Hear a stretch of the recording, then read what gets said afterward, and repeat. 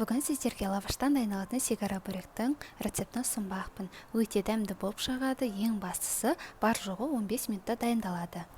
Ең алдымен лавашты 3 бұрышты етіп кесіп аламыз. Және де мен кішігірім қылып кестім, себебі өзіме солай ыңғайлы, және де дастарханда әдемі көрінеді, жегенге де ыңғайлы болады. Ал сіздер пішін өз еркілеріңізде қатты үлкендеу қылсаңыздар да болады, кішкентай қылсаңыздар да болады. Сырды алдын ала теркадан өткізіп аламыз, еритін сыр болғаны өте дұрыс. Кесілген лаваштарға сырды саламыз, және де екі шетінен жауып тұрып, ақырын ғана ораймыз, және де үш жағына суды тигізіп орап қоямыз. Жұмыртқа жағудың қажеті жоқ сыртына.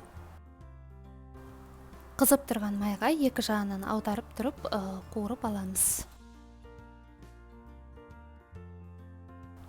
Піскеннен соң сразу осылай салфеткаға салып алған дұрыс, яғни майын тартып алады. Міндетті түрде дайындап көріңіздер, тез әрі оңай дайындалады. Дастарханға самсаның үстіне қойып қойсаңыздар әдемі болып көрінеді. Сіздермен болған Нұржан Абайқызы.